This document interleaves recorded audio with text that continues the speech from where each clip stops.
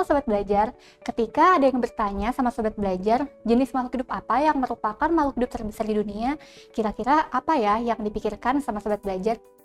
Mungkin beberapa dari kita akan terpikir makhluk hidup yang terbesar di dunia itu merupakan jenis dari hewan, misalnya paus, hiu, dinosaurus, atau kelompok reptil yang besar-besar lainnya. Tapi ternyata makhluk hidup yang merupakan makhluk hidup terbesar di muka bumi ini bukanlah berasal dari kelompok hewan, tapi mereka berasal dari kelompok tumbuh-tumbuhan. Nah, seperti yang sudah ada di gambar ini. Jadi Sobat Belajar, ini merupakan jenis tumbuhan terbesar di dunia. Seperti yang bisa kita lihat ya di gambar, pohonnya besar dan tinggi banget nih. Bahkan bisa dibilang dia mirip banget atau setinggi gedung pencakar langit karena saking besarnya pohon jenis ini. Nah, kira-kira apakah Sobat Belajar tahu apa nama jenis pohon terbesar di dunia ini? Ada yang tahu atau ada yang pernah melihat? Nah, jadi pohon terbesar di dunia itu merupakan pohon jenis sequoia dengan nama latin Sequoiadendron giganteum. Nah, bisa dilihat di sini ada pohon dan di sini ada orang dewasa. Kelihatan sangat-sangat kecil jika dibandingkan dengan pohon sequoia ini. Karena memang pohon jenis ini amat sangat besar. Nah, tinggi dari pohon sequoia ini, ada yang tahu nggak kira-kira berapa? Tinggi banget sampai mencapai 115 meter tingginya. Dan kira-kira jika dibandingkan dengan gedung, itu setara dengan 36 lantai gedung. Nah, kebayang setinggi apa pohon ini? Dan jika kita lihat lebarnya, kan pohonnya juga lebar banget ya, diameternya besar gitu ya. Ternyata diameter pada batang pohon sequoia ini bisa mencapai 6 meter. Nah, jadi bisa dilihat ini tuh panjang banget diameternya. Dia juga bisa tumbuh tinggi sampai kurang lebih 36 lantai gitu. Dan pohon ini juga bisa bercabang-cabang, bahkan cabang-cabangnya aja bisa mencapai lebar diameternya sebanyak 3 meter atau sampai 3,5 meter lebarnya gitu. Jadi cabangnya aja tuh besar-besar banget, apalagi batangnya kayak gitu ya. Bisa dibayangkan kalau ini tuh jenis pohon yang sangat-sangat besar banget. Jadi kita juga nggak aneh kalau mau menyebut dia sebagai pohon raksasa seperti itu. Nah, kemudian selain batangnya yang lebar, pohon yang tinggi, ternyata pohon ini juga memiliki kulit pohon yang sangat tebal. Kulit dari pohon sequoia ini tebalnya bisa mencapai sekitar 90 cm.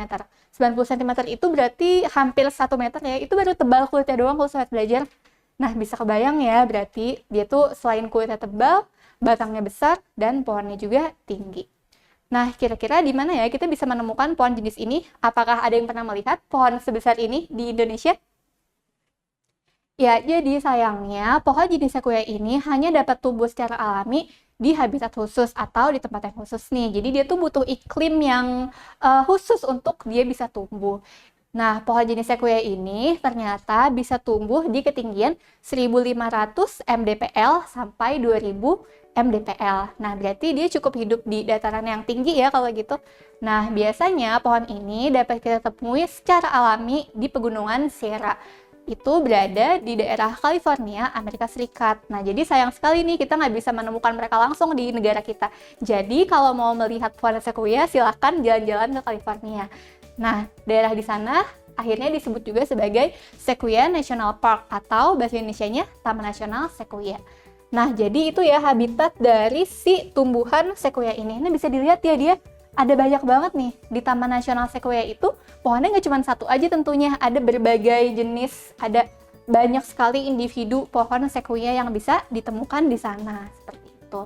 Dan kemudian untuk reproduksinya, ternyata pohon jenis sequoia ini bereproduksi dengan menggunakan biji, tapi biji terbuka, di mana bijinya itu tidak terlindungi oleh daun atau daging buah. Jadi bijinya itu di dalam cangkang, yang cangkangnya itu kebuka, seperti itu.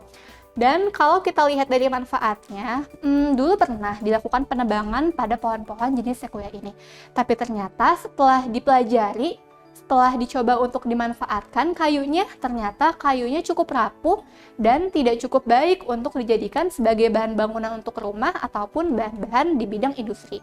Sehingga akhirnya pohon ini jadi terlindungi dari penebangan liar. Seperti itu ya Sobat Belajar. Nah, kemudian uniknya lagi, pohon ini selain dibilang pohon terbesar atau pohon raksasa, dia juga merupakan pohon tertua di dunia. Kenapa? Karena dia bisa hidup mencapai 3.000 tahun lamanya. Kayak gitu. Dan kemudian untuk dapat melestarikan spesiesnya, untuk dapat menjaga keturunannya, satu pohon dari jenis sequoia ini hanya perlu menghasilkan atau hanya perlu bereproduksi untuk menghasilkan satu keturunan aja. Kenapa? Karena kan tadi umurnya lama ya, jadi ya mudah-mudahan dengan satu pohon menghasilkan satu keturunan bisa tetap terjaga gitu kelestariannya. Jadi sampai kapanpun, sampai beberapa tahun atau ratusan tahun mendatang, kita akan tetap bisa melihat si pohon jenis sequoia ini. Nah, jadi seperti itulah beberapa fakta unik tentang jenis pohon raksasa yang terbesar di bumi kita. Gimana sobat belajar? Menarik ya? Dan kalau kita ingat-ingat lagi, tadi reproduksinya pohon sequoia itu dengan apa ya? Ada yang masih ingat? Dengan menggunakan biji terbuka. Nah, berarti kalau dia itu reproduksi dengan biji terbuka, dia termasuk kelompok tumbuhan Gymnospermae. Nah, jadi sobat belajar, dalam podcast kali ini kita akan membahas lagi lebih lengkap tentang teman-teman dari pohon sequoia ini. Ada apa lagi sih kira-kira tumbuhan lain yang unik yang juga bermanfaat dari kelompok Gymnosperm? Nah, kalau gitu nanti akan kita bahas lebih lanjutnya lagi ya. Tetap semangat belajar, karena belajar sekarang mudah. Ayo belajar! Jangan lupa belajar, karena sekarang belajar itu mudah. Ayo belajar! Nah, sekarang akan kita mulai lagi untuk membahas tentang tumbuhan Gymnosperm. Kayak gini ya tulisannya. Gymno.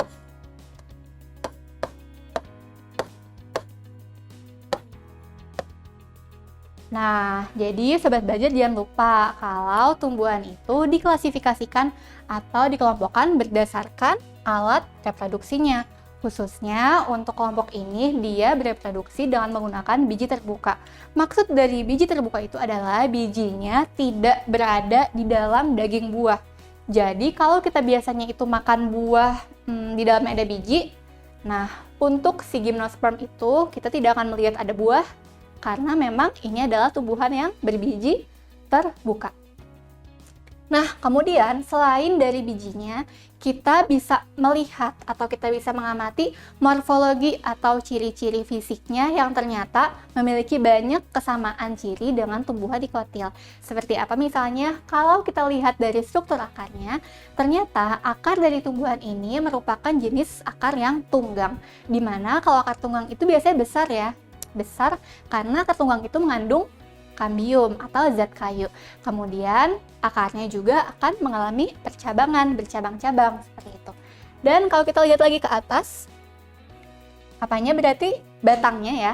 Batang dari tumbuhan Gymnosperm itu mengandung kambium atau berkayu juga, sehingga tumbuhan dari kelompok Gymnosperm itu akan mengalami pertumbuhan sekunder atau juga bisa kita sebut dengan pertumbuhan melebar. Jadi kita akan melihat sepanjang pertumbuhan si pohon ini, dia pohonnya atau batangnya akan mengalami pelebaran, makin lama makin besar, kayak gitu. Dan untuk percabangannya, ada beberapa jenis atau beberapa spesies dari kelompok ini yang pohonnya itu bisa bercabang-cabang, jadi ada ranting-rantingnya.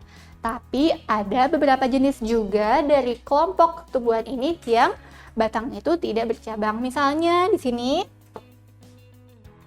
ya, kalau untuk contoh yang bercabang-cabang bisa dilihat yang ini. Nah, nanti untuk nama-namanya kita bahas di tiap kelompok-kelompok kelasnya ya.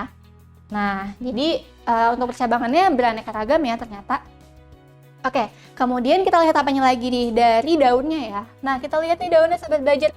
Ternyata di sini daun dari kelompok Gymnosperm itu sangat beraneka ragam bentuknya. Bisa dilihat deh.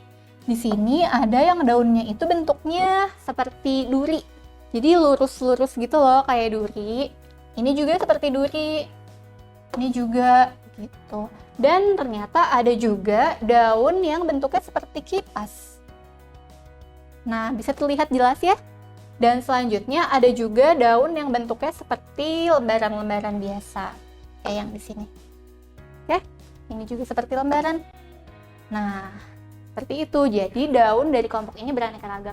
Nah, kemudian bijinya yang sebelah mana atau Strobilus sebelah mana? Di sini ya, ini adalah Strobilus yang di dalamnya itu terdapat biji terbuka pada kelompok Gymnosperm sebagai alat reproduksinya. Ini juga. Nah, jadi ada banyak deh. Nanti setiap masing-masing spesies itu biasanya akan memiliki bentuk Strobilus yang unik-unik, yang beda-beda. Jadi nanti kita bisa ngebedain jenis-jenis Strobilus dari kelompok Gymnosperm. Tapi intinya, Strobilus itu di dalamnya akan mengandung alat reproduksi, bisa itu biji atau sperma untuk menghasilkan keturunan. Nah, selanjutnya kita lihat yuk bagaimana sih cara reproduksi atau siklus hidup pada kelompok Gymnosperm ini. Udah siap ya? Nah, di sini sudah kakak tampilkan bagaimana siklus hidupnya, di mana suatu pohon akan dapat bereproduksi ketika sudah mencapai ukuran dewasa. Bukan ukurannya besar ya, nggak selalu ukuran besar itu dewasa. Tapi pohon itu dikatakan dewasa ketika dia sudah mampu untuk menghasilkan biji terbukanya itu. Nah, jadi di sini udah ada contoh gambar pohonnya. Oke, kita tandain. Nah, jadi di sini sobat belajar bisa melihat ya, ada Strobilus yang ukurannya besar dan ada Strobilus yang ukurannya kecil ini. Nah, jadi Strobilus yang ukurannya besar ini adalah yang betina, sedangkan yang kecil itu adalah yang jantan. Nah, kalau kita lihat lagi lebih detail, kita perbesar nih ya ceritanya yang betina. Nah, lihat ke sini. Di bagian dalam Strobilus yang betina itu terdapat ovul. Ovul itu sama aja dengan sel telur. Jadi nggak cuma manusia dan hewan aja yang punya sel telur, tapi tumbuhan juga punya. Dan selanjutnya, kalau kita perbesar lagi nih yang jantannya ya. Nah, di dalam yang jantannya juga ada banyak sekali serbuk-serbuk yang kita sebut dengan polen. Nah, di mana serbuk polen itu membawa yang jantannya. Nah, selanjutnya kita bisa lihat lagi di sini tahapannya. Serbuk polen yang berasal dari jantan dan tadi di sini di yang betina itu di dalamnya ada ovul. Bisa dilihat di sini nanti serbuk yang jantannya akan datang ke arah si betina. Jadi dia akan tertiup angin atau terbawa sama hewan gitu. Polinasi namanya, penyerbukan untuk masuk ke dalam yang betinanya. Sampai selanjutnya nanti mereka akan melakukan proses fertilisasi. Nah, jadi fertilisasi itu adalah penggabungan antara yang tadi jantan dan sel telur yang betina. Sehingga setelah mereka bergabung melakukan fertilisasi, akan tumbuhlah menjadi zigot dan tumbuhlah menjadi embrio. Berarti sudah menjadi bakal tumbuhan atau individu yang baru. Sehingga akhirnya dia dari yang tadi embrio itu tumbuh jadi ada akar-akar kecil, tumbuh jadi batang kecil, mulai muncul daun, dan akhirnya dia akan tumbuh lagi menjadi pohon dewasa yang matang, yang akhirnya kembali menghasilkan Strobilus jantan, kembali menghasilkan Strobilus betina, dan kembali lagi untuk melakukan siklus reproduksi ini. Nah, jadi itulah tahapan-tahapan pada reproduksi tumbuhan Gymnosperm. Gimana? Sudah paham di sini bagaimana caranya? Oke, kalau gitu selanjutnya kita akan membahas tentang pengelompokan atau klasifikasi dari kelompok ini. Oke. Nah, jadi klasifikasi Gymnosperm. Karena Gymnosperm itu adalah subdivisi, dia akan dikelompokkan lagi, dibagi-bagi lagi ke dalam beberapa kelas. Nah, di antaranya ada 4 kelas ini. Yang pertama adalah kelas Conifer, kemudian ada Cycadinae, yang ketiga ada Gnetinae, dan yang terakhir ada kelas Ginkgotinae. Nah, ternyata masing-masing dari kelas ini memiliki ciri khas yang membedakan mereka gitu. Dan juga ada banyak sekali nanti contoh-contoh spesiesnya yang bermanfaat untuk kehidupan manusia dan juga hewan. Kita lihat ya ada apa aja. Nah, di sini kita akan membahas dulu yang pertama tentang si kelas Conifer. Oke. Nah, jadi di sini kakak sudah memasukkan salah satu contoh tumbuhan conifer ya. Di sini ada pohon yang mungkin kalau gak kakak kasih nama latinnya juga, sobat belajar udah pasti tahu nama umum dari pohon ini. Tahu kan namanya apa? Ini adalah pohon cemara. Nah, ternyata pohon cemara itu merupakan pohon dari kelas conifer subdivisi Gymnosperm. Jadi berarti si pohon cemara itu reproduksinya dengan menggunakan strobilus atau biji terbuka. Berarti juga si pohon cemara itu nggak punya buah maupun bunga. Nah, kita lihat ya. Nah, jadi seperti ini nih sobat belajar ya. Ini merupakan gambar contoh dari strobilus pada pohon cemara dengan nama latin Araucaria araucana. Namanya agak cukup sulit ya, ribet gitu. Araucaria araucana. Nah, jadi kalau kita lihat di sini, oke, ini yang besar. Masih inget gak yang tadi di siklus kakak jelasin di awal, kalau yang besar itu dia betina atau jantan? Nah, ini yang betina. Jadi sama ya, yang betina. Atau kita sebut juga dengan makro strobilus. Kenapa makro? Karena dia besar. Nah, di sini melihat ada yang kecil, panjang, memanjang bentuknya. Kalau yang besar itu yang betina biasanya membulat, sedangkan yang kecil itu dia memanjang. Ini ya, nih. Dan ini adalah yang jantannya. Oke, jadi ternyata sama ya, untuk yang pohon cemara juga ada yang jantan dan ada yang betinanya. Dimana yang jantannya itu ngebawa sperma dan yang betinanya itu akan ngebawa ovul atau sel telur. Dan kemudian kalau kita lihat dari struktur pohonnya, dia tuh unik ya, pohonnya itu biasanya ngebentuk seperti segitiga atau piramida gitu ya. Nah, iya nggak ya? Pokoknya semua jenis cemara tuh pasti kita lihat bentuknya segitiga atau kayak piramida gitu. Unik ya pohonnya. Dan kemudian kalau kita perhatikan daunnya, jenis daun pada pohon cemara ini merupakan daun yang bentuknya tuh kayak duri.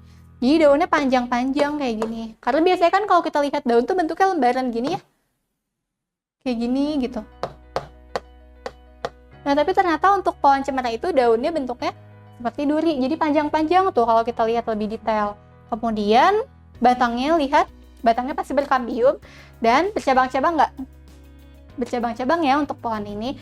Nah, kemudian manfaatnya, kira-kira buat apa nih manfaatnya? Kita mungkin biasanya menggunakan pohon cemara itu untuk dijadikan sebagai tanaman hias karena bentuknya yang sangat unik dan cantik. Tapi ternyata ada banyak sekali juga manfaat dari pohon cemara ini. Ternyata pohon cemara itu dapat menghasilkan suatu zat seperti minyak yang memiliki wangian khusus. Mungkin sobat belajar juga pernah ngerasa gitu, kalau lewat atau di depan pohon cemara itu ada wangi-wangian yang khas gitu. Nah, jadi itu merupakan wangi-wangian yang asalnya itu dari minyak pohon cemara. Dan itu bisa bermanfaat biasanya untuk pengharum kan. Tapi ternyata ada manfaat lainnya juga. Ketika dia dihirup nih sama kita, sama manusia, si zat minyak dari cemara itu ternyata bisa melegakan gitu ya, melegakan organ-organ pernafasan kita. Jadi cukup baik untuk orang-orang yang memiliki penyakit radang seperti bronkitis misalnya. Kayak gitu. Dan kemudian ternyata batang atau kambium di pohon cemara itu bisa dijadikan untuk bahan masakan. Nah, ternyata cukup unik juga ya. Bisa jadikan bumbu masakan dari kambium atau dari batang pohonnya. Nah, jadi itulah contoh manfaat dari tumbuhan cemara ini. Oke. Selanjutnya, nah di sini ada yang tahu pohon apa? Ini masih ngebahas tentang konifer. Mungkin ini kita udah sering banget lihat juga nih, karena ini ada banyak sekali ditemukan di daerah kita di Indonesia. Nah, kalau kakak liatin daunnya mungkin udah makin bisa nebak. Ini adalah pohon pinus dengan nama latin Pinus merkusi gitu. Nah, jadi pohon pinus juga biasanya memiliki bentuk atau struktur yang segitiga seperti cemara, meskipun tidak terlihat jelas kayak cemara tadi ya, tapi dia juga sama tuh ya kayak segitiga gitu. Nah, dan dia juga memiliki daun yang bentuknya tuh seperti duri. Di sini bisa terlihat nih. Daun bentuknya kayak duri. Di sini meskipun dia akhirnya daunnya bergerombol, tapi kalau kita lihat satu helai dia bentuknya kayak duri. Oh ya, untuk manfaat atau tujuan, kenapa sih daun pada tumbuhan cemara, pada tumbuhan pinus itu bentuknya duri, ternyata ini tuh bukan hanya sekedar struktur aja, bukan cuma bentuknya aja gitu, tapi ada fungsinya juga. Jadi ternyata bentuk daun dari pohon pinus yang bentuknya seperti duri itu adalah salah satu hasil adaptasi. Nah, kenapa bisa kayak gitu?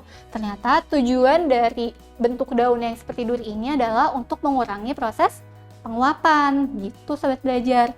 Dan selanjutnya kita lihat lagi. Nah, ini ada 2 jenis strobilus pada pohon pinus. Biasanya di dalam satu pohon pinus itu sudah ada 2 jenis strobilusnya ya. Jadi kita sebut juga sebagai istilah pohon berumah satu.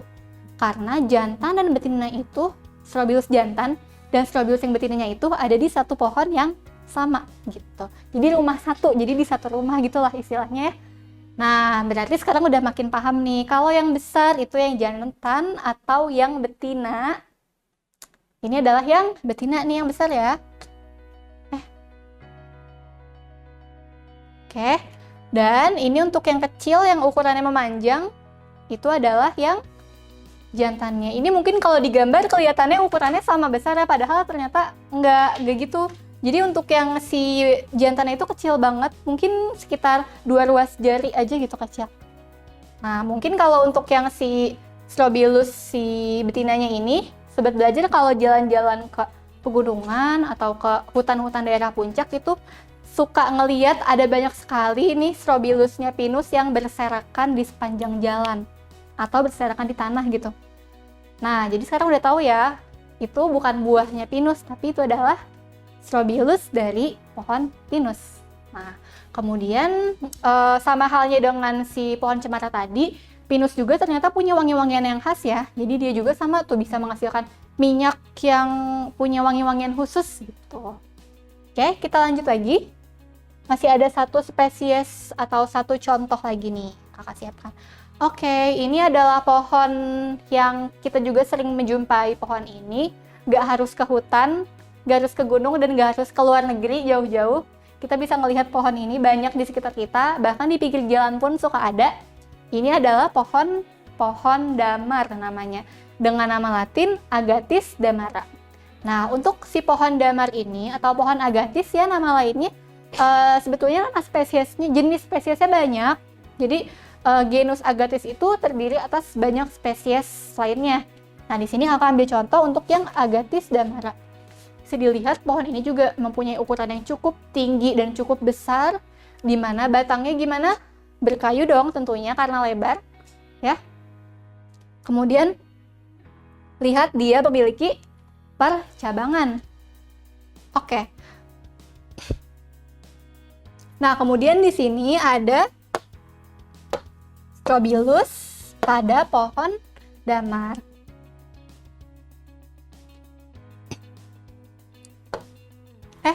Oke. Ini ya. Kita tandain. Nah, yang besar, yang membulat, yang warnanya hijau di sini adalah yang betina. Sedangkan lihat di sini yang kecil, ukurannya kecil banget ya, jadi dia benar-benar kayak cuma 2 ruas jari aja gitu. Ini adalah yang jantannya. Nah, jadi sobat belajar, ini tuh bukan berarti yang jantan warnanya coklat atau yang betinanya itu warnanya hijau ya, nggak gitu. Kita cuma bedain dari ukurannya aja, besar kecilnya. Karena semuanya itu awalnya ketika masih belum begitu matang, strobilus itu akan berwarna hijau. Tapi ketika sudah matang dan siap untuk melakukan pembuahan, siap untuk melakukan fertilisasi, dia akan berubah warna menjadi kecoklatan, jadi warna coklat. Sama kayak yang tadi pinus juga ya. Nah, untuk pohon damar ini manfaatnya ada banyak banget sobat belajar, karena kita juga sering menemui dia di pinggir jalanan. Berarti dia fungsinya buat apa? Untuk menaungi jalanan biar gak terlalu panas, dan juga untuk mengikat karbon dioksida yang berasal dari sisa-sisa pembakaran kendaraan bermotor gitu. Fungsinya banyak ya. Dan ternyata si batangnya ya, batang dari pohon damar ini juga bisa dimanfaatkan di bidang industri. Tapi ternyata batangnya itu tidak cukup tebal dan tidak cukup kuat, sehingga biasanya batang pada pohon damar ini dijadikan sebagai papan di alas atap perumahan gitu. Nah, jadi itulah beberapa jenis spesies atau contoh dari kelompok gimnosperm. Sekarang kita lanjut ke soal ya. Oke, di sini sudah ada satu soal. Yang pertama, langsung aja lihat soalnya dulu ya.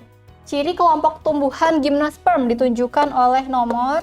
Habis baca soalnya, langsung kita lihat atasnya. Yang ditanya gimnosperm aja. Oke. Berkambium, benar nggak berkambium? 1 betul, checklist. Berkembang biak dengan spora. Nggak dong, kan dia udah punya biji ya.